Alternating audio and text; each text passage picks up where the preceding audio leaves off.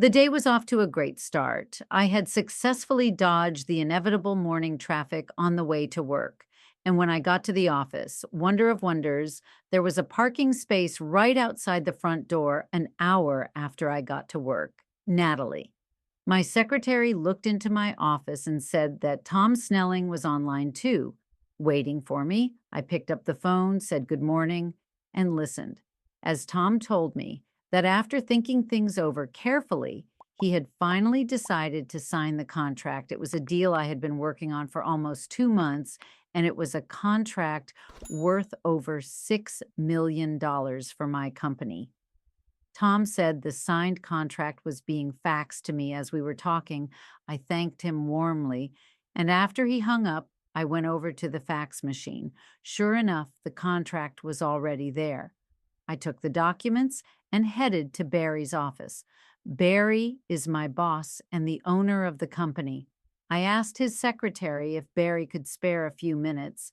She checked, and he appeared to be available, so I went into his office and told him I was here to brighten his day.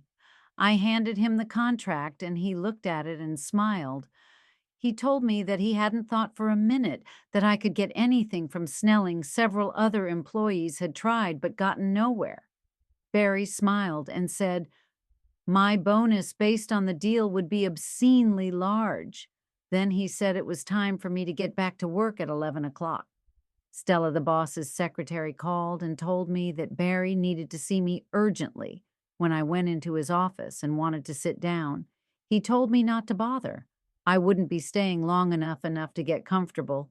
Then he informed me that as of noon today, I was the new vice president of sales.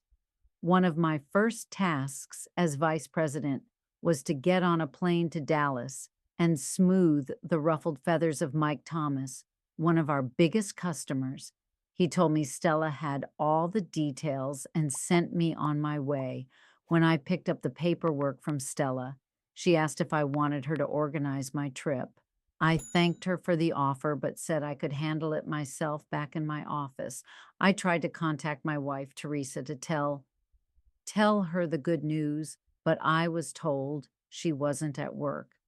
I left a message that I would call back later. I then headed home to pack my bag for the trip. When I pulled up, I saw Terry's car parked in the driveway.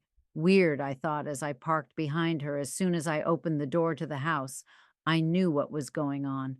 "Oh, God, yes, come on, hurry up, love," echoed throughout the house. I went to the bedroom door and saw Randall Cunningham, her boss at work, sleeping with my wife. They were so into it that they didn't even notice me standing in the doorway. They were making so much noise that they couldn't hear the clicks of my cell phone as I took pictures. I quickly reviewed the photos to make sure I had clear shots of both their faces, and then quietly walked out of the house. It took me 25 minutes to get to the firm when I arrived. I asked the receptionist if I could talk to Bart Sampson. We knew each other pretty well. He stood up to greet me and offered his hand as I entered his office. "Good to see you, Rob. But if you've come to ask Terry to lunch, you've wasted your time, because she's not here. I know exactly where she is, and with whom I'd like to show you something," I said, showing him the pictures on my phone. "When did you take these?" he asked about half an hour ago. "Where at my house they didn't even notice me when I took the pictures. They're supposed to be having lunch with one of our clients." He checked a file cabinet on his desk, read me a number, and asked Terry's cell phone number. "Right." I nodded, and he picked up his phone to call.